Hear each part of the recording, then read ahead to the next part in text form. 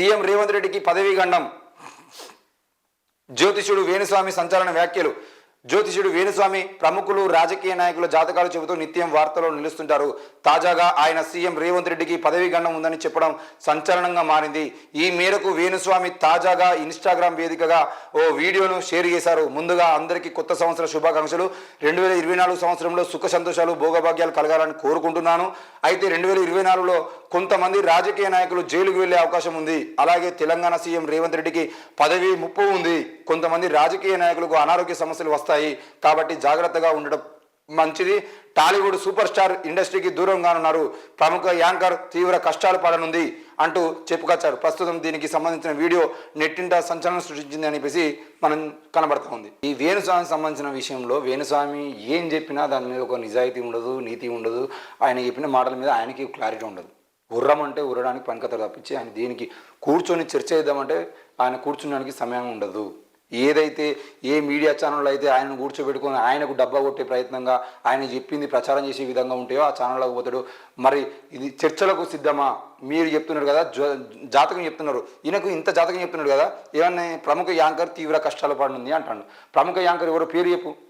రేవంత్ రెడ్డికి పదవి గండం ఉంది అంటాను. ఏ డేట్ నాడు పదవి గండం ఉందో చెప్పు. అంటే రేవంత్ రెడ్డి మళ్ళీ వైఎస్ రాజశేఖర రెడ్డి విమానంలో పోతాంటే ప్రమాదం జరుగుతుందా? లేకపోతే ఈయనను తీసేసి కొత్త వాళ్ళని పదవిలో పెడతారా? అసలు ఏం జరుగుతుందో చెప్పకుండా పదవి గండం ఉన్నది, కొంతమంది అనారోగ్యానికి గురవుతారు. నేను కూడా చెప్తా, నువ్వు ఎప్పుడైంది వేణుస్వామి చెప్పాను దానికి. ఈ తెలంగాణ రాష్ట్రంలో చాలామందికి అనారోగ్య సమస్యలు వస్తాయి. ఈ తెలంగాణ రాష్ట్రంలో చాలామందికి ఆస్తులు పెడతాయి, చాలామంది పేదవాళ్ళుగా మారుతారు, చాలామందికి రోడ్డు ప్రమాదాలు జరుగుతాయి. ఈ విషయాలు నువ్వు ఎప్పుడు ఉండింది? ఏ రోజు ఏం జరుగుతుందో చెప్పు.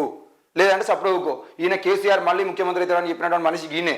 మళ్ళీ తర్వాత కేసీఆర్ ముఖ్యమంత్రి కాకుండా రేవంత్ రెడ్డి ముఖ్యమంత్రి అయిన తర్వాత అసలు నేను మాట్లాడలేదు అని చెప్పేసి ఒక టీం ముందర నిలబడి మొత్తం లెక్కలేసి చూపించుకున్నాడు. కానీ అత్యంత అబద్ధాల కోరులు ఎవరంటే ఈ జ్యోతిష్యులు మాత్రమే. క్లియర్గా. ఎందుకనంటే వీళ్ళు ఏం చెప్తారు అనంటే ఏదో ఒకటి చెప్పాలి కాబట్టి చెప్తారు. ఈరోజు ఆంధ్రప్రదేశ్ ఎలక్షన్ జరుగుతూ ఉన్నాయి. జగన్మోహన్ రెడ్డి ముఖ్యమంత్రి అవుతారని ఓడి చెప్తాడు, చంద్రబాబు నాయుడు ముఖ్యమంత్రి అవుతారని ఓడి చెప్తాడు, పవన్ కళ్యాణ్ ముఖ్యమంత్రి అవుతారని ఇంకోటి చెప్తాడు. ఈ ఎలక్షన్లు అయిపోయాక ఎవడో ముఖ్యమంత్రి అయిన తర్వాత వచ్చి నేనే చెప్పినా అని చెప్పేసి వాడు ఒక్కడు ఎవడైతే చెప్తాడో వాడు ముందుగా చూస్తుంటాడు, మిగతా ఇద్దరు సైలెంట్గా పక్కన కూర్చుంటారు. ఈ ఓడిపోయిన వాళ్ళని తీసుకొచ్చి అంటే జ్యోతిష్యంలో ఓడిపోయిన వాళ్ళు ఎవరైతే వాళ్ళు తీసుకొచ్చి గల్లా పట్టుకొని ఏమైంద్రాబాయ్ నువ్వు పవన్ కళ్యాణ్ అవుతారన్నావు కదా, చంద్రబాబు అవుతారని చెప్పేసి గల్లా పట్టి అడిగితే ఇంకోసారి వాడు జ్యోతిష్యం చెప్పుడు పని చేస్తాడు. ఈ మీడియా సంస్థల వేదికగా ఈయన చెప్పేవాడికి మీడియా కూడా ఆయనను కూర్చోబెట్టి మాట్లాడించడం కూడా సిగ్గులేనటువంటి విషయం.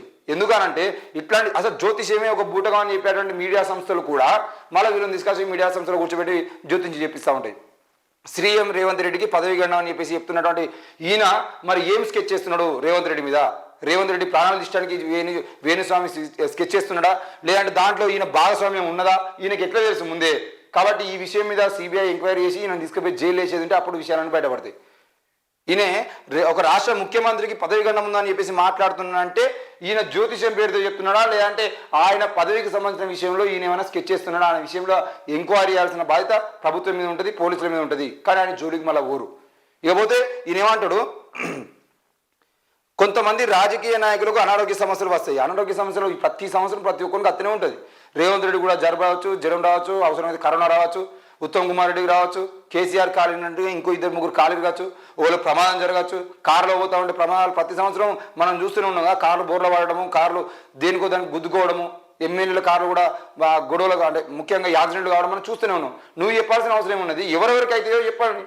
కొంతమంది రాజకీయ నాయకులను పేరు చెప్పడం కాదు, ఆ ఏ రాజకీయ నాయకునికి అవుతుంది? ఉత్తమ్ కుమార్ రెడ్డికి అవుతుందా, దామో రాజనరసింహనా, బట్టి విక్రమార్కనా, శ్రీధర్ బాబా, పొన్నం ప్రభాకరా, సీతక్కనా, లేదంటే కొండా సూర్యకనా? ఎవరికి ప్రమాదం జరుగుతుంది? కేటీఆర్ జరుగుతుందా, హరీష్ రావు జరుగుతుందా? అది ఏ రోజు జరుగుతుంది, ఏ సమయాన్ని జరుగుతుంది? ఆ విషయాన్ని చెప్పవాలండి. అది చేత కాదు. మళ్ళా ఇకపోతే ఒక super star, Tollywood super star ఇండస్ట్రీకి దూరంగా ఉన్నారు. ఎవరు ప్రతి సంవత్సరం ఒక హీరో చచ్చిపోతూనే ఉన్నాడు. అలా నువ్వు చెప్పేది ఉన్నది? ఎంతోమంది చచ్చిపోతున్నారు. మరి గద్దరన్న చచ్చిపోయిండు, సూపర్ స్టారు. సాయి చంద్ చచ్చిపోయిండు, తెలంగాణ సూపర్ స్టారు.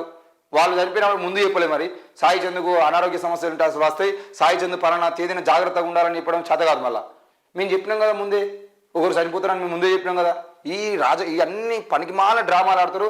వీళ్ళని ఇంత పెద్ద వార్తలు చేసేయడం కూడా పనికిమాలటువంటి విషయం. జ్యోతిష్యం అనేది మూఢనమ్మకము, జ్యోతిషం బూటకము.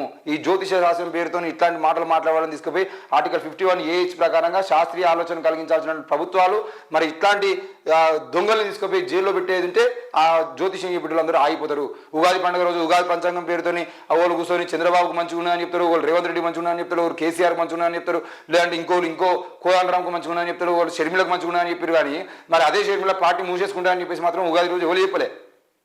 అంటే ఇట్లుంటుంది వీళ్ళ కథలు. కాబట్టి వీటిని మనం నమ్మేటువంటి పరిస్థితి ఉండద్దు.